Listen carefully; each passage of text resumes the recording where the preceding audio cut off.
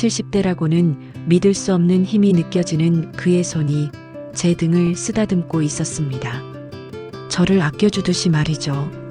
제가 지금껏 느끼지 못했던 존중과 사랑이 담긴 것이었습니다. 젊은 시절에는 느낄 수 없던 그때보다 나이가 든 지금에 와서야 느낄 수 있는 아름다운 것이었죠. 그의 입술이 제 이마에 닿았을 때 몸 전체에 전율이 일었습니다. 저는 너무 행복했고 순간 저의 마음속 방어벽이 모두 무너졌어요. 그에게 완전히 저를 맡겼죠. 그와 단둘이 있는 지금 이 순간이 너무 행복했습니다. 이런 만남까지 우리는 오랜 시간이 걸렸습니다. 그 시간 동안 어떤 일이 있었는지 궁금하지 않으신가요?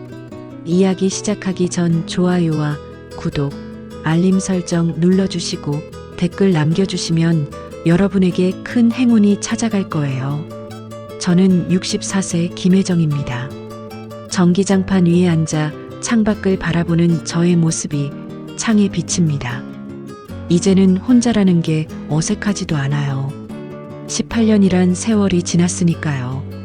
더 이상 누군가를 그리워하지도 않습니다. 그런 감정은 오래전에 사라졌죠. 오늘도 아침에 일어나 커피 한 잔을 내려 마시고 피아노 앞에 앉았습니다. 손가락은 건반 위를 오가며 베토벤의 월광 소나타를 연주하고 있어요. 예전엔 학원을 운영했지만 지금은 그저 제 마음을 달래는 일상의 한 부분이 됐습니다. 음표들이 제 손끝에서 흘러나와 이 작은 방 안을 가득 채웁니다. 창문 너머로 보이는 하늘은 흐려져 있어요. 겨울비가 내릴 것 같은 그런 날씨죠. 사람들은 이런 날 혼자 있는 것이 쓸쓸하다고 말하지만 저는 이제 익숙해졌습니다. 혼자만의 시간, 혼자만의 공간, 그리고 혼자만의 침묵. 전화벨이 울리자 제 손가락이 건반 위에서 멈췄어요. 성당 봉사활동에서 만난 정자매님이었습니다. 혜정 씨, 어제 이야기했던 분 연락처 보내드릴게요. 박도연 이사님이라고 우리 재단에서 일하시는 분이에요. 순간 가슴이 덜컥 내려앉았습니다. 이런 통화는 수없이 거절해 왔는데 왜 이번엔 그럴 수 없었는지 모르겠어요. 아니, 괜찮아요. 제가 그런 거 내키지 않으시더라도 한번 만나보세요. 회사 회장이었지만 지금은 봉사만 하신대요. 말씀이 조용하고 참 고우신 분이에요. 전화를 끊고 창밖을 바라봤습니다. 빗방울이 유리창에 맺히기 시작했어요. 제 모습이 그 빗방울에 조금씩 일그러지고 있었죠. 64년을 살아오면서 많은 것을 배웠습니다. 특히 남편의 외도로 이혼한 후엔 사람을 쉽게 믿지 않는 법을 배웠어요. 옷장 문을 열고 오래된 사진첩을 꺼냈습니다. 첫 페이지에는 결혼식 날의 제 모습이 있었어요. 하얀 웨딩드레스를 입고 환하게 웃고 있었죠. 그땐 정말 행복할 거라고 믿었습니다. 하지만 그 믿음은 오래가지 못했어요. 손가락으로 사진 위를 쓸어내렸습니다. 다시 누군가를 만난다는 것, 그것이 가능할까요? 나이가 들수록 변하는 두려운 법입니다. 지금의 이 고요함, 이 익숙함을 깨뜨리는 일이 과연 옳은 걸까? 그런 생각이 들었어요. 하지만 때로는 마음속 깊은 곳에서 외로움이 올라올 때가 있습니다. 특히 밤이 깊어 모든 것이 조용해질 때면 제 심장 소리가 너무 크게 들려요. 그 소리가 외로움을 더 크게 만드는 것 같았습니다. 제 손에는 정자매님이 보내준 박도연 이사의 연락처가 들려 있었어요. 전화번호 위로 엄지손가락이 맴돌았습니다. 과연 전화를 걸어볼까? 아니면 그냥 지워버릴까? 어떤 선택이 맞는 걸까요? 피아노 앞으로 돌아와 다시 건반 위에 손을 올렸습니다. 하지만 이번엔 다른 곡을 연주했어요. 조금 더 밝은 희망이 담긴 멜로디였죠. 어쩌면 이번엔 달라질지도 모른다는 작은 희망을 품으며 전화기를 집어들었습니다. 용기를 내어 전화를 걸었고 며칠 후 복지재단 식당에서 만나기로 했습니다. 화려한 레스토랑에서의 만남을 상상했던 제가 부끄러울 정도로 박도연 이사는 소박한 재단 식당을 약속 장소로 정했어요. 왠지 긴장이 풀리는 느낌이었죠. 식당에 들어서자 사람들이 줄을 서 있었습니다. 어디서부터 줄을 서야 할지 두리번거리고 있는데 키가 큰 남성이 다가왔어요. 정자매님의 설명대로 품위 있는 외모에 조용한 분위기를 풍기는 사람이었습니다. 김혜정 선생님이시죠? 박도연입니다. 그의 목소리는 낮고 부드러웠어요. 처음 보는 사람인데도 오래 알았던 것처럼 친근하게 느껴졌습니다. 평범한 회색 셔츠에 검은색 바지를 입은 모습이었죠. 그런데 참 이상해요. 간결한 옷차림인데도 왠지 품격이 느껴졌습니다. 네, 맞아요. 반갑습니다. 식판을 들고 함께 줄을 섰어요. 앞 사람들이 음식을 받는 모습을 보니 오늘 메뉴는 나물밥과 된장국, 그리고 몇 가지 반찬이었습니다. 고급 음식점에서의 만남을 기대했던 제 마음이 살짝 허탈해졌어요. 하지만 이상하게도 그 허탈함이 오래가지 않았습니다. 김 선생님, 오늘 메뉴는 나물밥인데 고추장 괜찮으세요? 박도연 이사가 제게 물었어요. 음식을 받는 순간에도 제 취향을 물어보는 그 배려심이 마음에 와닿았습니다. 아마 많은 사람들을 대하면서 얻은 섬세함이겠죠. 네, 괜찮아요. 저는 매운 것도 잘 먹는 편이에요. 테이블에 앉아 식사를 하는 동안 박도연 이사의 말투와 행동을 유심히 살펴봤습니다. 말은 많지 않았지만 그가 하는 말 한마디 한마디가 깊이 있었어요. 마치 조미료 없이도 진하게 우러난 국물처럼 말이죠. 선생님께서는 피아노를 가르치셨다고 들었습니다. 음악이 있는 삶은 아름다울 것 같네요. 그의 눈빛이 깊었습니다.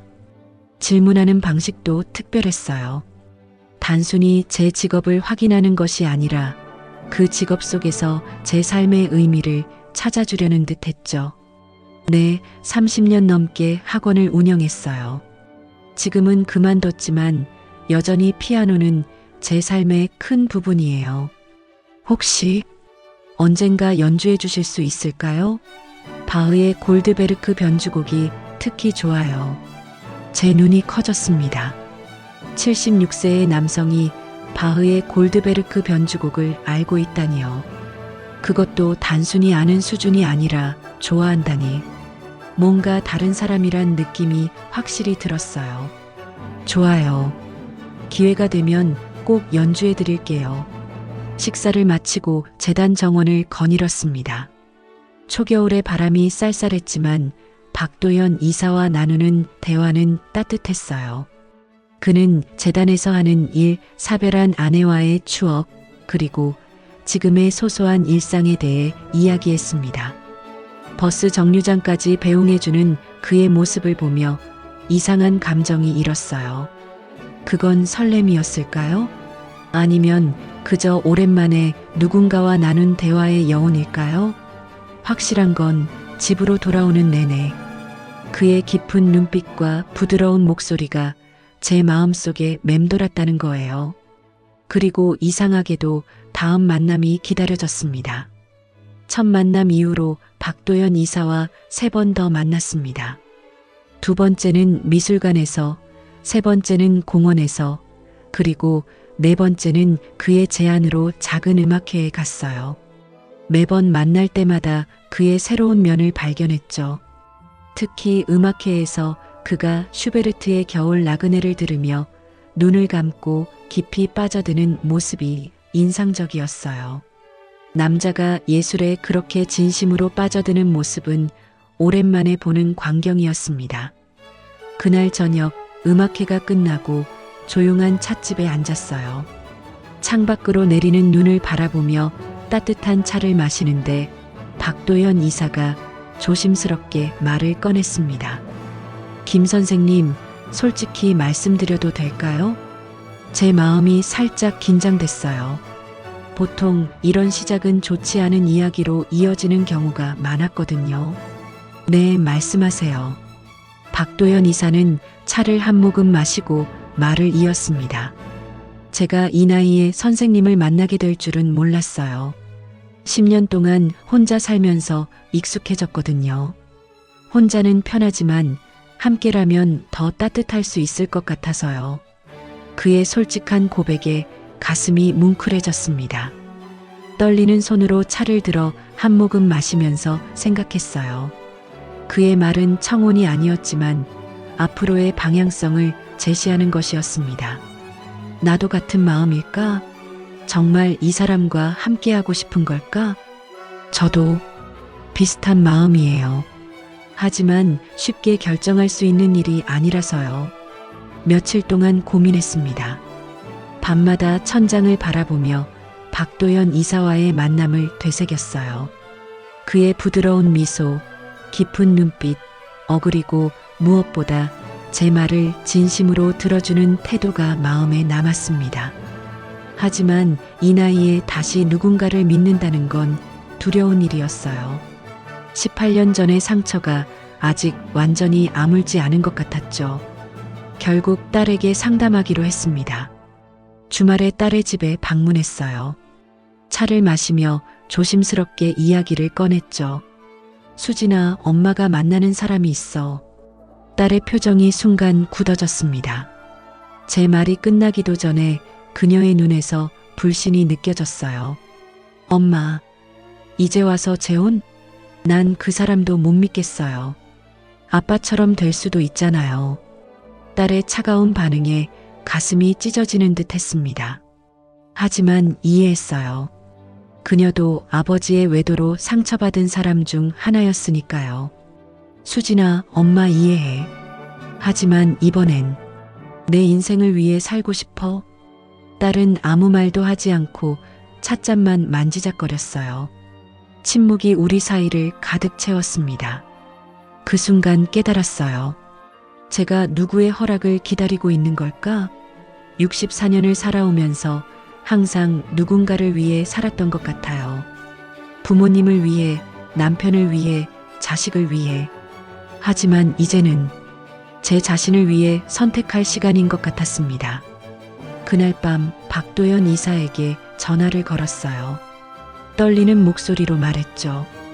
박 이사님, 저 함께하고 싶어요.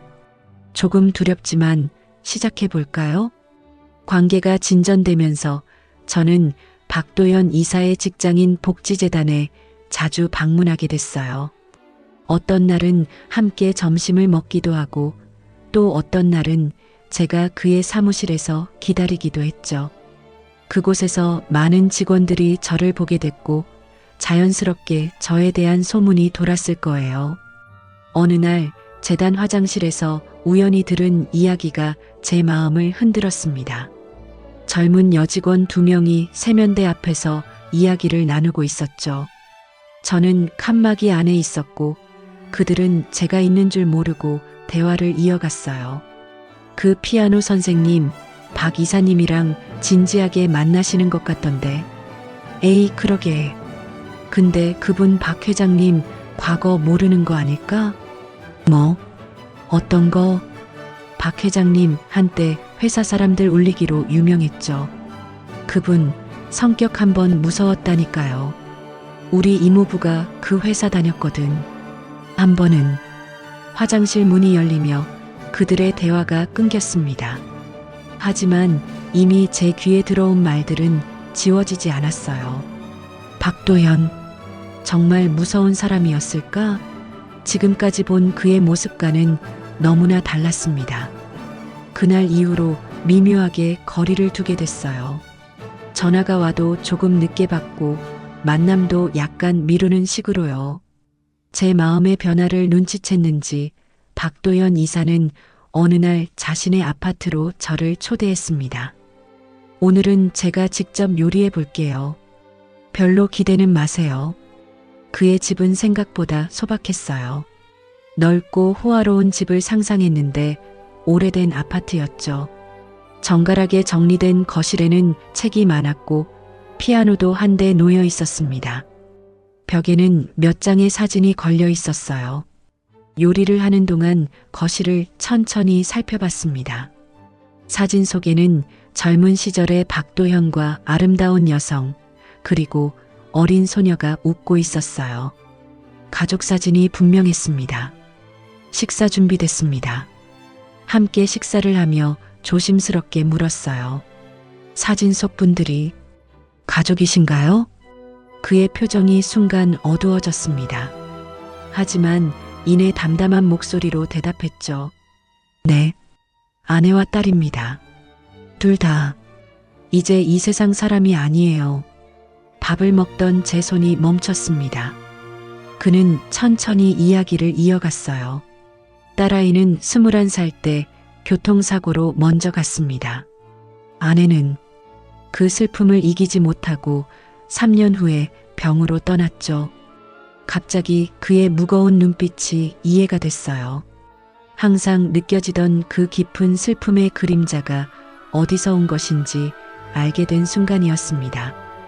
회사에서는 제가 무서운 사람이었다고들 하죠? 그 말에 놀라 고개를 들었어요. 제 마음을 꿰뚫어 본 것 같았습니다. 아니요. 그런 말 들은 적 없어요. 괜찮아요. 사실입니다. 딸을 잃고 나서 제 성격이 많이 바뀌었어요. 이전엔 회사와 성공밖에 모르던 사람이었죠. 직원들에게 엄격했고 때로는 가혹했을 겁니다. 가족에게도 그랬고요. 창밖을 바라보는 그의 눈에 눈물이 맺혔어요. 그때 처음으로 박도연이라는 사람의 진짜 모습을 보게 된 것 같았습니다. 강한 겉모습 속에 숨겨진 아픔과 후회를 가진 사람, 그리고 그 아픔을 통해 변화한 사람. 박도연 이사의 과거 이야기를 들은 후 저희 관계는 더욱 깊어졌어요. 그의 상처와 아픔을 알게 되니 왠지 더 가까워진 느낌이었죠. 서로의 아픔을 공유하는 것만큼 사람을 가깝게 만드는 건 없는 것 같아요. 저도 제 지난 결혼 생활과 이혼 과정의 상처를 솔직하게 털어놓았습니다.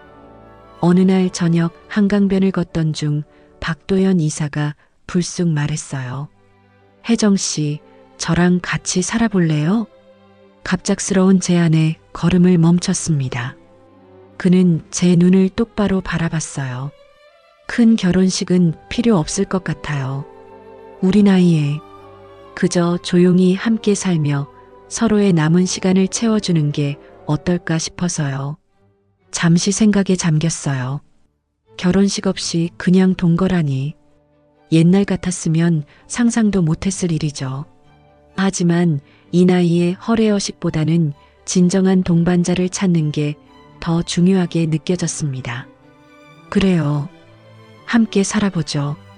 그렇게 저는 제 작은 집을 정리하고 박도연의 아파트로 짐을 옮겼어요. 딸은 여전히 반대했지만 더 이상 제 결정을 막지는 않았죠. 그저 엄마가 행복했으면 좋겠다는 말만 남겼습니다. 그 말에서 딸의 걱정과 사랑을 느낄 수 있었어요. 함께 사는 첫날 아침, 눈을 떴을 때 낯선 천장이 보였습니다. 잠시 혼란스러웠지만 이내 어제의 기억이 떠올랐어요. 침대에서 일어나 거실로 나가니 박도연 이사가 무언가를 준비하고 있었습니다. 일어나셨군요. 잘 주무셨어요? 그는 따뜻한 물 한 잔을 내밀었어요. 레몬 한 조각이 떠있는 물이었습니다. 그 손길에서 특별한 따뜻함이 느껴졌어요.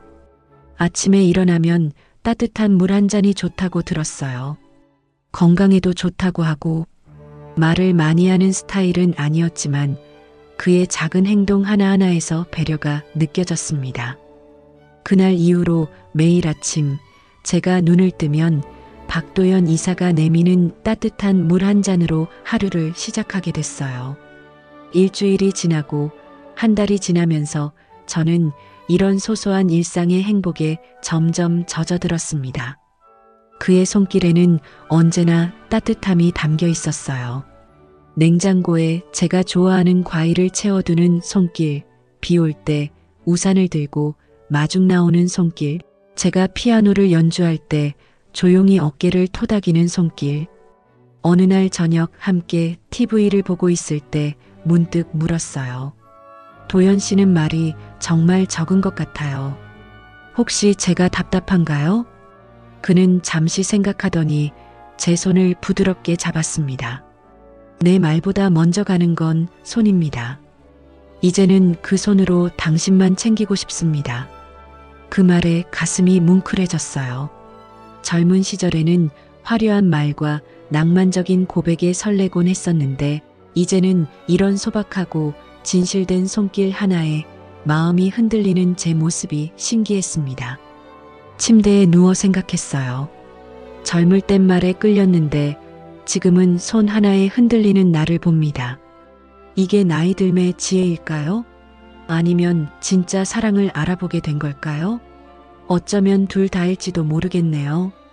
함께 살기 시작한 지 한 달쯤 지났을 때 박도연 이사가 짧은 여행을 제안했어요. 강원도 바닷가에 있는 조용한 펜션이라고 했죠. 설레는 마음으로 짐을 챙겼습니다. 그동안 함께 살면서도 우리는 서로에게 조심스러웠거든요. 마치 서로의 공간과 시간을 존중하려는 듯이요. 바다가 보이는 단층 펜션에 도착했을 때 이미 해가 저물고 있었어요. 창밖으로 보이는 어두운 바다와 달빛이 만드는 은색 물결이 아름다웠습니다. 펜션은 아담했지만 정갈했어요. 침실 하나와 거실, 그리고 작은 주방이 전부였죠. 짐을 풀고 간단히 저녁을 먹은 후 침실로 들어갔습니다. 침대에 나란히 앉아 있는데 묘한 긴장감이 감돌았어요. 작은 스탠드 조명만 켜져 있어서 방 안은 은은했습니다. 서로 말없이 각자의 생각에 잠겨 있었죠. 창밖의 바다를 바라보며 생각했어요. 이 나이에 다시 누군가와 첫날 밤을 보낸다는 것이 얼마나 낯설고 어색한지, 젊은 시절의 정열적인 밤과는 다를 거라는 걸 알면서도 여전히 심장은 빠르게 뛰고 있었습니다. 박도연 이사가 천천히 제 옆으로 자리를 옮겼어요. 그리고는 아무 말 없이 제 손을 감쌌습니다. 그의 손은 크고 단단했어요. 무엇보다 놀라울 만큼 따뜻했죠. 그 온기가 제 차가운 손을 감싸면서 몸 전체로 퍼져나가는 듯 했습니다. 괜찮으세요? 그의 나직한 목소리에 고개를 끄덕였어요. 말보다는 눈빛으로 대화하는 시간이었습니다. 그는 천천히 저를 바라보며 미소 지었어요. 그리고 조심스럽게 제 어깨를 감싸 안았습니다. 그 품 안에 안기니 이상하게도 안전하다는 느낌이 들었어요. 64년 인생에서 이런 느낌은 처음이었습니다. 그가 부드럽게 저를 눕혔어요. 제 숨소리가 점점 가빠졌고 얼굴이 화끈거렸습니다. 거울이 있었다면 분명 붉게 달아오른 제 얼굴이 보였을 거예요. 박도연의 상체가 점점 가까워지더니 이내 우리의 이마가 맞닿았습니다. 이 손, 회장일 땐 사람을 쥐고 있었지만 오늘은 단 한 사람만 품고 싶었습니다. 그의 진심 어린 고백에 가슴이 떨렸어요. 제 손이 자연스럽게 그의 가슴으로 향했습니다. 76세라고 믿기 힘든 단단한 가슴이었어요.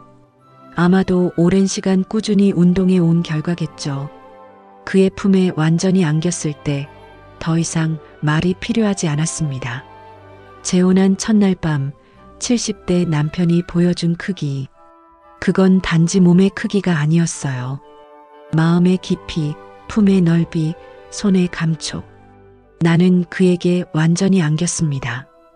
젊은 시절의 정열적인 밤과는 달랐지만 그보다 더 깊고 따뜻한 감정이 우리 사이를 채웠어요. 그의 입술이 제 이마에 닿았을 때 몸 전체에 전율이 흘렀습니다. 이어서 눈, 코, 그리고 마침내 입술에 닿았을 때는 모든 생각이 사라졌어요. 오직 지금 이 순간만 존재했습니다. 어느새 그의 손이 제 등을 쓰다듬고 있었어요. 천천히 조심스럽게 마치 귀한 보물을 다루듯이요. 그 손길에 몸이 녹아내리는 듯 했습니다. 처음 느껴보는 감각이었어요. 욕망보다는 존중과 사랑이 담긴 터치, 그것이 저를 더 깊은 곳으로 이끌었어요. 당신은 아름다워요. 나지막한 그의 말에 눈물이 핑 돌았습니다. 오래도록 듣지 못했던 말이었거든요. 그 순간 모든 방어벽이 무너지고 저는 완전히 그에게 저를 맡겼어요. 조용한 밤 욕망보다 더 뜨거운 감정이 천천히 흘러갔습니다. 그리고 그의 품에 완전히 안긴 채 나도 모르게 속삭였어요. 나도 모르게 다리가 풀렸어요. 그날 밤 저는 진정한 의미의 사랑을 알게 되었습니다. 아침 햇살이 창틈으로 비집고 들어왔을 때 저는 천천히 눈을 떴습니다. 낯선 천장을 바라보며 잠시 혼란스러웠지만 옆에서 느껴지는 따뜻한 온기에 곧 어젯밤의 기억이 선명하게 떠올랐어요. 조심스럽게 고개를 돌려 박도연의 얼굴을 바라봤습니다.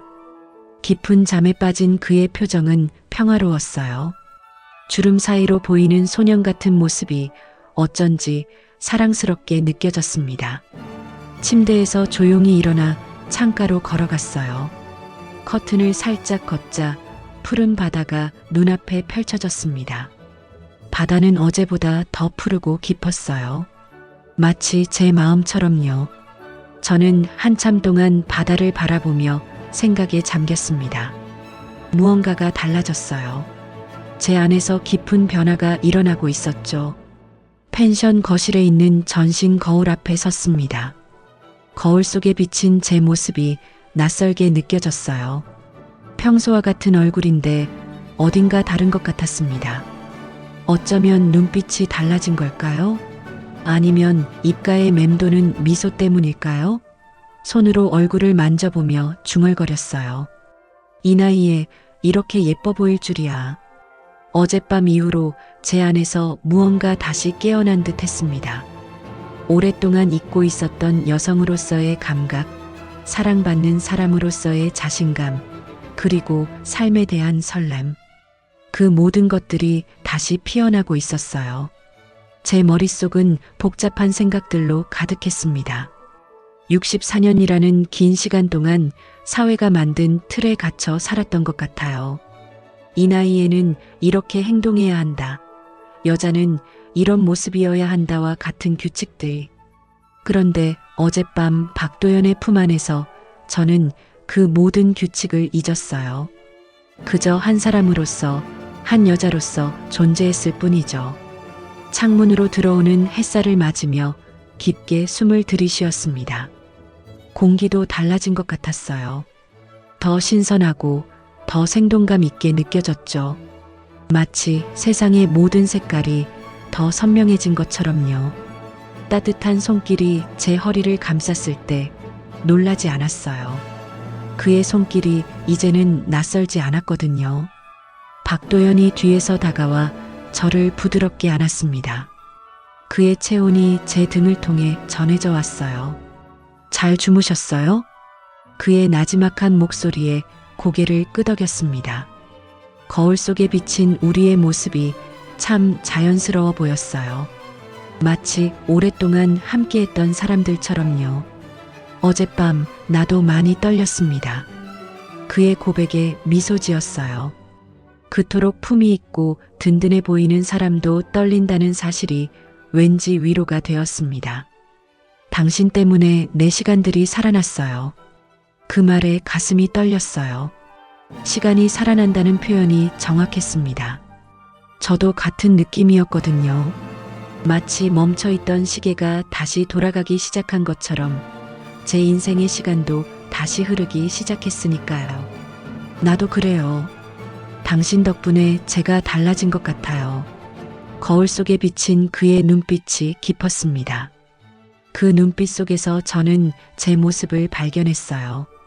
그가 바라보는 저는 아름다웠고 가치 있는 사람이었죠. 함께 아침 식사를 준비하면서 우리는 많은 이야기를 나눴습니다. 어젯밤의 일을 직접적으로 언급하지는 않았지만 우리 사이에 흐르는 공기는 한결 가벼워졌어요. 마치 마지막 남은 벽이 무너진 것처럼요. 바다가 보이는 테라스에서 커피를 마시며 생각했습니다. 사랑은 나이를 가리지 않나 봐요. 64세와 76세. 숫자로만 보면 늦은 시작일 수 있지만 마음으로 보면 이제 막 시작된 새로운 여정이었습니다. 강원도에서의 여행을 마치고 서울로 돌아온 뒤 저희 생활은 더욱 단단해졌습니다. 이제는 진정한 의미의 동반자가 되었다고 할까요? 함께 아침 식사를 하고, 함께 장을 보고, 함께 TV를 보며 웃고, 이런 소소한 일상이 얼마나 행복한지 새삼 깨닫게 됐어요. 어느 날 박도연이 제안을 했습니다. 혜정 씨, 복지관에서 음악 봉사활동을 같이 해보는 건 어떨까요? 어르신들께 피아노 연주를 들려드리면 좋아하실 것 같아요. 그렇게 우리는 매주 수요일마다 복지관에 나가기 시작했습니다. 제가 피아노 반주를 하면 박도연은 어르신들께 다과를 나르며 말벗이 되어드렸어요. 피아노 학원을 운영했던 제 경험과 그의 봉사 경험이 만나 시너지를 내는 순간이었죠. 처음에는 몇몇 어르신들만 참여하셨지만 점점 소문이 나면서 작은 음악회처럼 변해갔어요. 제가 연주하는 곡을 따라 부르시는 어르신들의 표정에서 젊은 시절의 추억이 묻어나는 것을 볼 수 있었습니다. 그런 모습을 보며 저도 행복해졌어요. 박도연은 그 모든 과정을 조용히 지켜보았습니다. 그의 눈빛에서 자부심과 따뜻함이 느껴졌어요. 가끔 우리 눈이 마주치면 말없는 대화가 오갔죠. 당신이 참 좋다는 메시지가 담긴 눈빛이었습니다. 봉사활동을 시작한 지 석 달째 되던 날, 특별한 음악회를 준비했어요. 어르신들의 요청으로 제가 솔로 피아노 연주를 하기로 했거든요. 연습을 많이 했답니다. 그날만큼은 봉사가 아닌 진짜 음악가가 된 기분이었어요. 마지막 곡으로 쇼팽의 녹턴을 연주했습니다. 건반 위에서 춤추는 제 손가락에 모든 감정을 담았어요. 오랜 시간 혼자였던 외로움, 박도연을 만나 느낀 설렘, 그리고 지금의 충만한 행복까지 모든 감정이 음표를 타고 흘러나갔습니다. 연주가 끝나고 어르신들의 박수 소리가 복지관을 가득 채웠어요. 몇몇 분들은 눈물을 훔치기도 하셨죠. 그 순간 제 눈에도 눈물이 고였습니다. 오랜만에 느껴보는 성취감이었어요. 모든 일정이 끝나고 복지관을 나서는데 박도연이 조용히 제 손을 잡았습니다. 차가워진 제 손을 그의 큰 손이 따뜻하게 감쌌어요.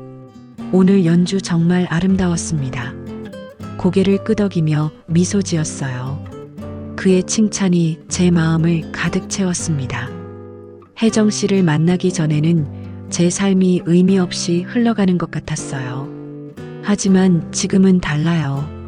그의 진지한 눈빛에 가슴이 떨렸습니다. 이 손, 이제는 정확한 시간마다 당신에게만 도착할 겁니다. 그 말의 의미를 곰곰이 생각해 봤어요. 그의 손은 언제나 필요한 순간에 제게 닿았습니다.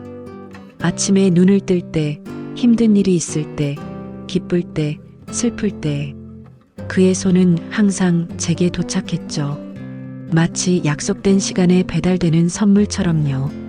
그날 밤 침대에 누워 지난 시간을 되돌아봤습니다. 인생의 후반부에 찾아온 이 뜻밖의 행복이 얼마나 감사한지 생각했어요. 처음에는 두려움과 의심으로 시작했지만 이제는 온전한 신뢰와 사랑으로 채워진 관계가 되었습니다. 젊은 시절의 사랑은 화려하고 강렬했습니다. 폭풍같이 밀려왔다가 쉽게 사라지기도 했죠. 하지만 지금의 사랑은 다릅니다. 천천히, 조용히, 그러나 더욱 깊게 내 삶에 스며들었어요. 마치 오랜 시간 우려낸 차의 향기처럼 그의 사랑은 제 영혼 깊숙이 배어들었습니다. 나이가 들수록 시간이 더 빨리 흐른다고들 하지만 박도영과 함께하는 지금 저는 매 순간을 더 깊이 느끼며 살고 있어요. 그의 손을 잡은 채 남은 인생을 천천히 그러나 충만하게 걸어갈 생각입니다.